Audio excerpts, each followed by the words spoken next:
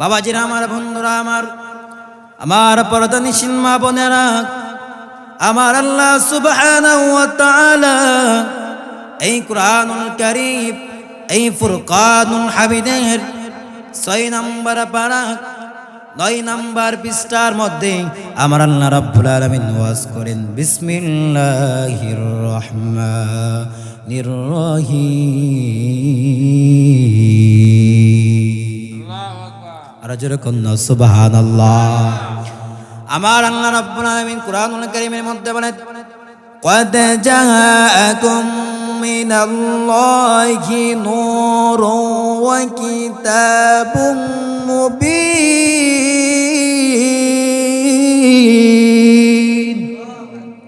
আমার আল্লাহ সুবহানাহু ওয়া তাআলা এই কুরআনুল কারীমের 6 নম্বর পারা 9 নম্বর পৃষ্ঠার মধ্যে সূরাতুল মাইদার মধ্যে আমার আল্লাহ সুবহানাহু ওয়া তাআলা বলেন, قد جاءكم من الله نور وكتاب مبين। হ্যাঁ নবী, আপনি বলে দিন, কদ অবশ্যই এসেছে, জাকুম মিনাল্লাহি নূর, আমার আল্লাহ রাব্বুল আলামিনের পক্ষ থেকে একটা নূর এসেছে। এই নূরটা কি? কদ জাকুম মিনাল্লাহি নূরুন ওয়া কিতাবুম মুবিন। এই নূরটা হচ্ছে আপনি আমার মায়ার নবী, দয়ার নবীজি। চিৎকার মেরে কন্যা সুবহানাল্লাহ। বাবাজির আমার, বন্ধুরা আমার, তাফসীর কারক তাফসীরে জালালাইনের মধ্যে যেই তাফসীরটা আপনার আলিয়া মাদ্রাসার মধ্যে ফাজিল ক্লাসের মধ্যে পড়ানো হয় এবং কওমি মাদ্রাসার মধ্যে একটা ক্লাস আছে জালালাইন, তাফসীরে জালালাইন একবারে মূল কিতাব থেকে বলছি, কদ জাকুম মিনাল্লাহি নূর ওয়ান নবী সাল্লাল্লাহু আলাইহি সাল্লাম। এই নূর দিয়া আপনি আমার মায়ার নবী, দয়ার নবীকে বোঝানো হয়েছে। চিৎকার মেরে কন্যা সুবহানাল্লাহ। এবার আমার মুরব্বী বাবাজিরা, আমার কলিজার টুকরা যুবকের দল, আমার মা বোনেরা, এই নূর দিয়া আপনি আমার দয়ার নবী, মায়ার নবীকে বোঝানো হয়েছে। শুধুমাত্র তাই নয়, একটা কিতাব রয়েছে। এই যে একটা কিতাব, এই কিতাবটা হচ্ছে আল্লামা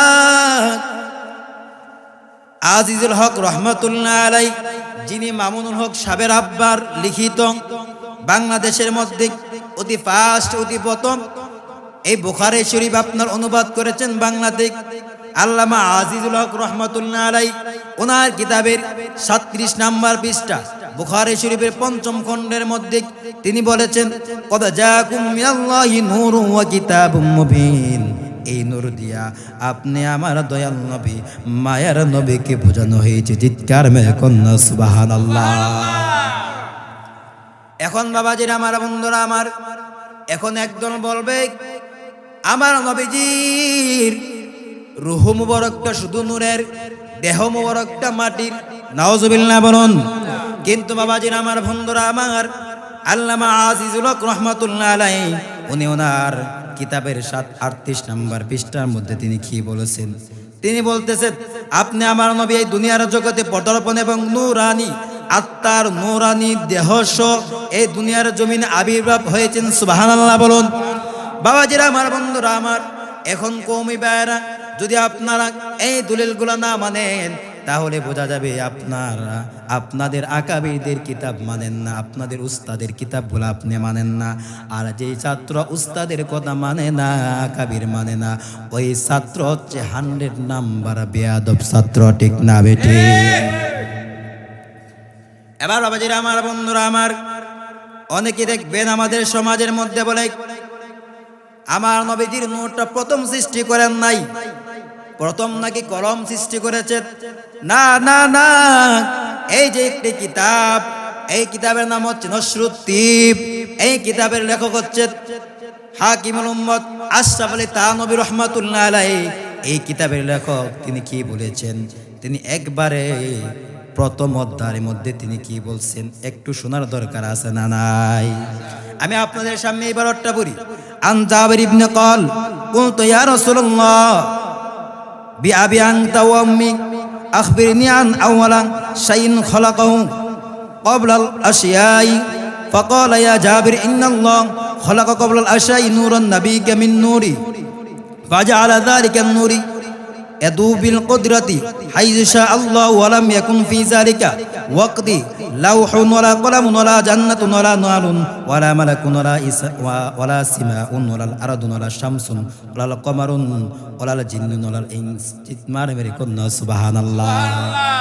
এই যে একটা হাদিস শরীফ আপনি আমাদের সামনে শুনাইলাম, এই হাদিসটা আপনার আশরাফ আলী থানভী রাহমাতুল্লাহ আলাইহি ওনার নসিবের মধ্যে তিনি হাদিসটা উল্লেখ করেছেন। আমার নবীর শ্রেষ্ঠ সাহাবী যার নাম হচ্ছে হযরত জাবের রাদিয়াল্লাহু তাআলা আনহু। জাবের রাদিয়াল্লাহু তাআলা আনহু আমার নবীকে জিজ্ঞাসা করলেন, ইয়া রাসূলুল্লাহ, নবী গো, ও মায়ার নবী, দয়ার নবী, আমার মা এবং বাবা আপনার কদমে কুরবান হক, আমি আপনার কাছে একটা জিনিস জানতে চাই, আমি আপনার কাছে একটা সংবাদ জানতে চাই। আমার আল্লাহ সুবহানাহু ওয়া তাআলা সর্বপ্রথম কি সৃষ্টি করেছেন? এবার আমার নবী ডাক দিয়ে বলে যাবে, এ আমার যুবক ভাইরা, আমার মুরব্বী বাবাজিরা, আমার পর্দানিশীন মা বোনেরা, দলিল ভিত্তিক আলোচনা চলতেছে, কোনো মুখস্থ ওয়াজ নয়। এবার জাবের রাদিয়াল্লাহু তাআলা ডাক দে বলে, ইয়া রাসূলুল্লাহ, নবী গো, ও মায়ার নবী, দয়ার নবী, আমার আল্লাহ সুবহানাহু ওয়া তাআলা অতি প্রথম কি সৃষ্টি করলেন? আমার নবী ডাক দে বলে, জাবের গো, আমার নবী ডাক দে বলতেছে, জাবের রে, আমার আল্লাহ সুবহানাহু ওয়া তাআলা অতি প্রথম তোমার নবীর নূর মুবারক সৃষ্টি করেছে। যেরকম না সুবহানাল্লাহ। এবার আওয়াজে আমার বন্ধুরা আমার, এবার আশরাফ আলী থানভী রাহমাতুল্লাহ আলাইহি তিনি কি বলেছেন? তিনি বলতেছেন আল্লাহ রাব্বুল আলামিনের এখানে তিনি কি বলছেন? হে জাবের, আল্লাহ সবকিছু তোমার নবীর নূর, নিজের নূর থেকে, আল্লাহর নিজের নূর থেকে, মানে নবীজির, আল্লাহ রাব্বুল আলামিন নবীজির নূর থেকে, আল্লাহ রাব্বুল আলামিনের নূর থেকে নবীজির নূর সৃষ্টি করেছেন। তারপর তিনি ব্যাকেট দিয়ে বলতেছেন, নিজের নূরের ফয়েজ দ্বারা আমার আল্লাহ সুবহানাহু ওয়া তাআলা আমার আল্লাহর হাবিবকে সৃষ্টি করেছেন। চিৎকার মেরে কন্যা সুবহানাল্লাহ। লিখেছেন আশরাফ আলী থানভী রাহমাতুল্লাহ আলাইহি। এই কিতাবের লেখক হচ্ছে আশরাফ আলী থানভী রাহমাতুল্লাহ আলাইহি।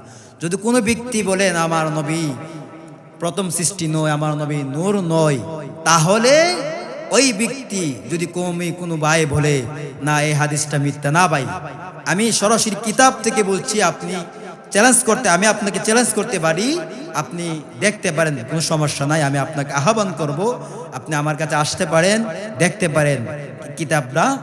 কিতাবের নাম হচ্ছে নসরুদ্দীপ, এটা বাংলা করা হয়েছে যে ফুলে খুশবুতে সারা জাহান মাতোয়ারা। এখন বাবাজিরা আমার, বন্ধুরা আমার, এখন আমার নবীর নূর মুবারক সৃষ্টি করা হয়েছে, এই বিষয়টা আমি আপনাদের সামনে ক্লিয়ার করলাম, তাফসীর থেকে দলিল দিলাম। এবং বাবাজিরা আমার, বন্ধুরা আমার, এখন অনেক মানুষ বলে আমরা যে মিলাদ শরীফ পড়ি এটা নাকি বেদাত, এটা নাকি শিরিক। না না না, এটা বেদাত নয়, এটা শিরিক নয়। অনেকে বলে আমরা নাকি আমাদের নবীজিকে হাজির নাজির, আমার নবীজি এখানে আয়সা পড়ছে মাহফিলের মধ্যে, মিলাদের মধ্যে, আমরা এরকম ভাবে আমরা নবীকে সালাম দেই।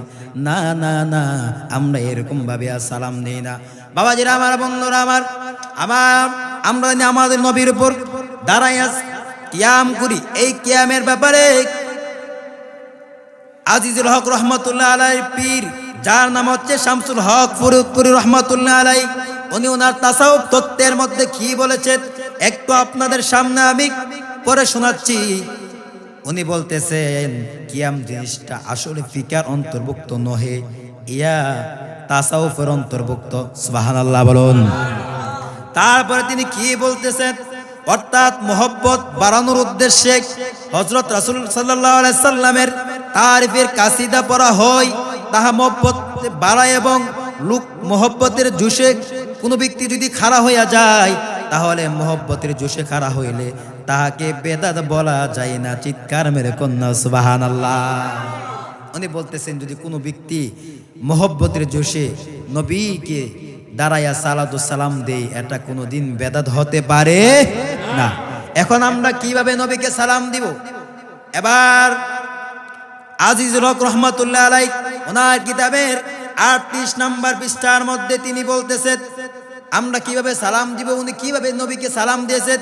ইয়া নবী সালামু আলাইকা, ইয়া রাসূল সালামু আলাইকা, ইয়া হাবিব সালামু আলাইকা, সালাওয়াতুল্লাহ আলাইকা। এইরকম ভাবে উনি ওনার এই বুখারী শরীফের 38 নম্বর পৃষ্ঠার মধ্যে এইরকম ভাবে নবীকে সালাম দিয়েছেন। বাবাজির আমার, বন্ধুরা আমার নবীকে ইয়া নবী সালামু আলাইকুম বলে সম্বোধন করিয়া সালাম এটা জায়েজ না বেদাত?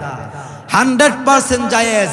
এরকম ভাবে সালাম দিয়েছেন আপনার বড় বড় দেওবন্দের মুরব্বীগণ এবং আসহাবুল তানবী রহমাতুল্লাহ আলাইহি ওনার কিতাবের মধ্যে আমার নবীর শান মানগুলি তুলে ধরেছেন। এবং আজিজুল হক রহমাতুল্লাহ আলাইহি যিনি হাজার হাজার লক্ষ লক্ষ আলেমদের উস্তাদ, উনি ওনার কিতাবের মধ্যে আমার নবীকে সালাম দিয়েছেন ইয়া নবী সালামু আলাইকা।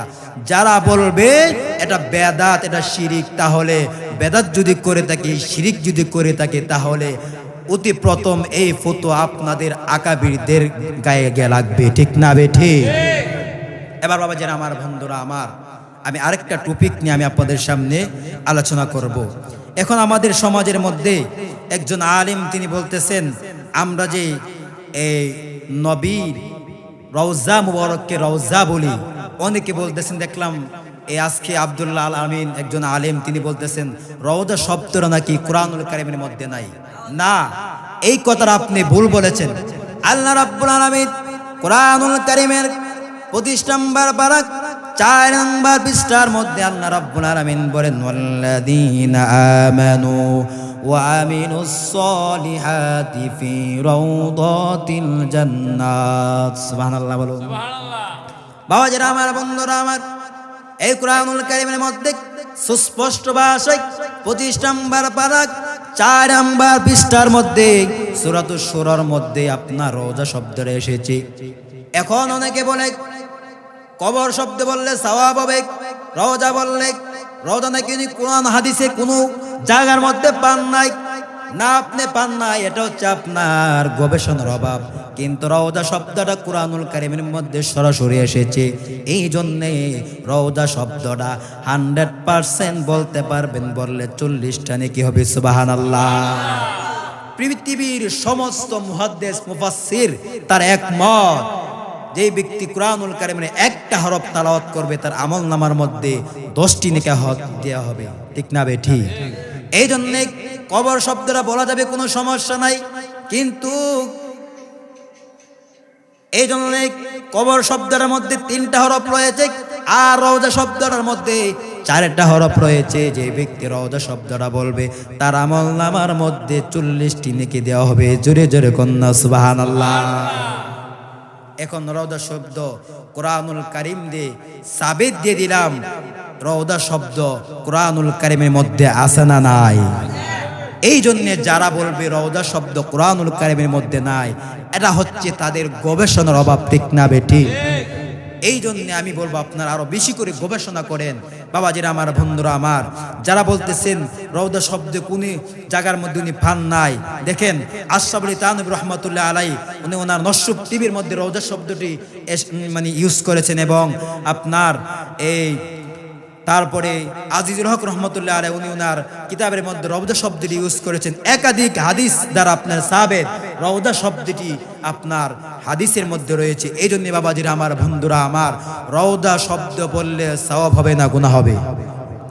100% রওজা শব্দ বললে সওয়াব হবে, ঠিক না বেঠি? এই জন্য আরেকটা বিষয় আমি আপনাদের সামনে বলতে চাই।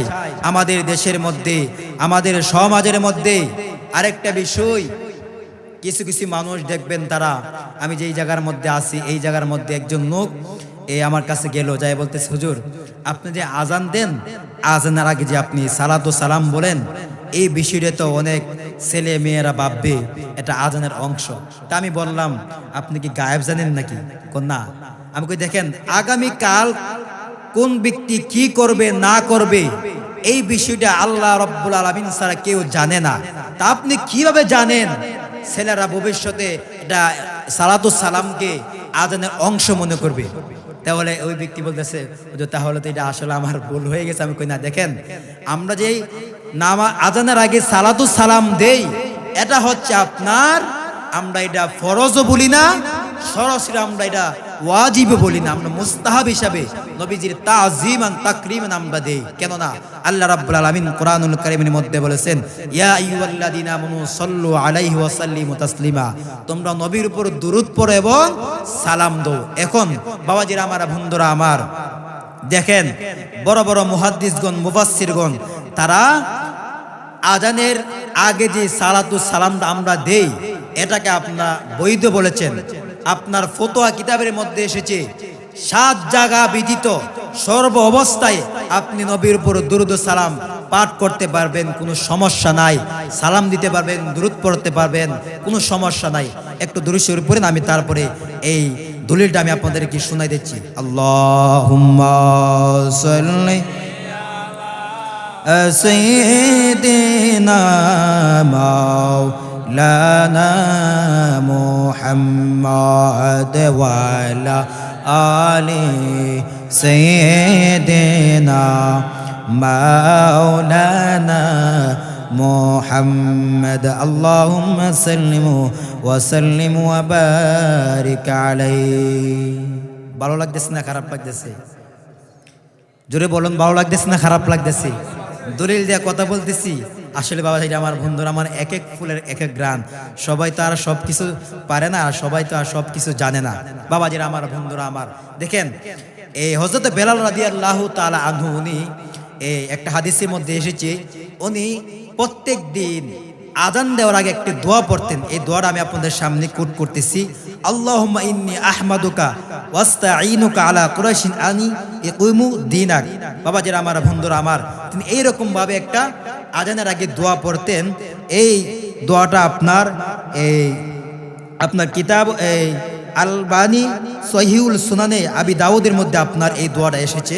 তো বাবাজিরা আমার, বন্ধুরা আমার, এই দোয়াকে আমরা কিয়াস করে আমরা যদি সালাতুস সালামটা দিই, এটাকে আমরা বহিদ বলি, এটাকে আমরা সরাসরি সুন্নত বলি না এবং সরাসরি ওয়াজিবও বলি না। তো এই আমরা যে এই সালাতুস সালামটা দিই, এটার ব্যাপারে আপনার ফতোয়া কিতাবের মধ্যে কি এসেছে আপনাদেরকে আমি পরে শোনাচ্ছি। সরাসরি এই বলাটা আমি আপনাদেরকে পরে শোনাচ্ছি। 7 জায়গা ব্যতীত সর্ব অবস্থায় আপনারা এই দুরূদ ও সালাম পড়তে পারবেন, কোনো সমস্যা নাই। তো এই যে দলিলটা সাল্লাল্লাহু আলাইহি সাল্লাম সবটুকু এবারত আমি আপনাদেরকে দেখতে পাচ্ছি না, একটু স্ক্রিন গোলাপ আসতেছে, তো আমি যতটুকু পারি আপনাদেরকে শোনাবো। ফি সাবাতি মাওয়াতি জিমাইনু হাজাতিন। তো আসলে এবারটা দেখা যাচ্ছে না, গোলাপ এসেছে, তো 7 জায়গাটা আমি আপনাদেরকে শোনাচ্ছি। ইমাম ইবনে আবিদিন শামি হানাফি রহমাতুল্লাহ আলাইহি তিনি 7টা জায়গার মধ্যে কথা তিনি উল্লেখ করেছেন। 1 নম্বর হচ্ছে স্ত্রী সহবাদের সময় আপনি দুরূদ ও সালাম পড়তে পারবেন না, এটা হচ্ছে আপনি মাকরুহ বা এটা নাজায়েজ। তারপরে 2 নম্বর হচ্ছে আপনার পেশাব পায়খানার সময় আপনি দুরূদ শরীফ পাঠ করতে পারবেন না। তারপরে আপনার ব্যবসার মাল আপনার বেশি বিক্রি হবে, এই উদ্দেশ্যে আপনি দুরূদ সালাম পাঠ করতে পারবেন না। তারপর আপনি হুচুট খাইছেন, আপনি উষ্টা খাইছেন কোন জায়গার মধ্যে, আপনি দুরূদ সালাম পাঠ করতে পারবেন না। তারপর তিনি বলতেছেন কোন প্রাণী আপনি জবে করছেন, জবে করার সময় আপনি দুরূদ সালাম পাঠ করতে পারবেন না। তারপরে তিনি বলতেছেন আশ্চর্য কোনো বিষয় বা কোনো দুঃখ সংবাদ আপনার কাছে আসছে, এ সময় আপনি দুরূদ সালাম পাঠ করতে পারবেন না। এবং কোনো ব্যক্তি হাসি দিছে, হাসি দেওয়ার সময় আপনি দুরূদ সালাম পাঠ করতে পারবেন না। এটাই আপনি এই দলিলটা হচ্ছে ইমাম ইবনে আবিদিন শামি ফুতুয়া শামির মধ্যে এই দলিলটা এসেছে। বাবাজির আমার, বন্ধুরা আমার, যারা বলে নবীজির এই দুরূদ সালাম আজানের আগে পড়া যাবে না বা আপনার এই নামাজের ইকামতের আগে পড়া যাবে না, এটা একটা ভ্রান্ত কথা।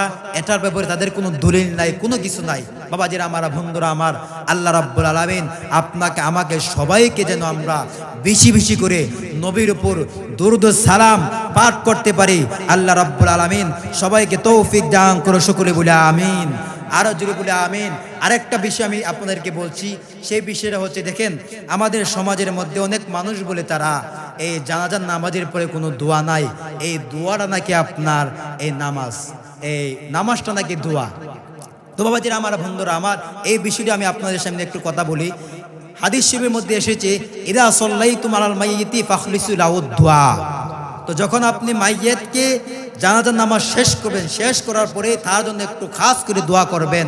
এটা আপনার একাধিক হাদিসের কিতাবের মধ্যে এসেছে, মিশকাত শরীফের মধ্যে এসেছে।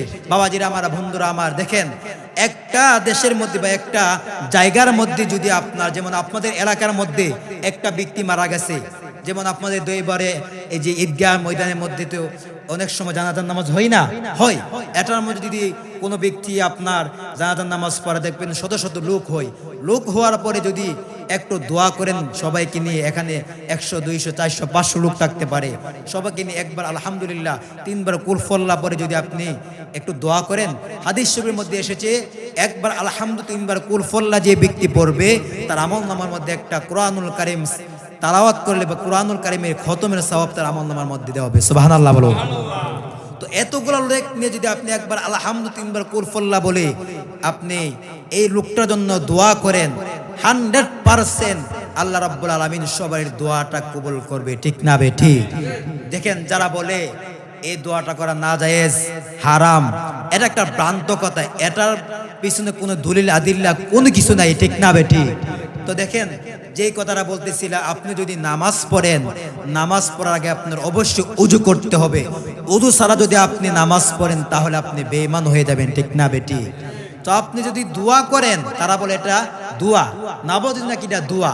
আপনি উযু ছাড়া দোয়া করতে পারবেন, কিন্তু উযু ছাড়া আপনি নামাজ পড়তে পারবেন না। বাবাজিরা আমার, বন্ধুরা আমার, আল্লাহ রাব্বুল আলামিন সবাইকে যেন এই আহলে সুন্নাত ওয়াল জামাতের পথে এবং মতে আমরা যেন আমাদের ঈমান ও আমল নিয়ে যেন আমরা এই দুনিয়া থেকে পরে পার দিতে পারি। আল্লাহ রাব্বুল আলামিন সবাইকে তৌফিক দান করে, সকলে বলে আমিন, আর জোরে বলে আমিন। সবাই আমার জন্য দোয়া করবেন, আমি আপনাদের জন্য দোয়া করব। আসসালামু আলাইকুম ওয়া রাহমাতুল্লাহি ওয়া বারাকাতুহু।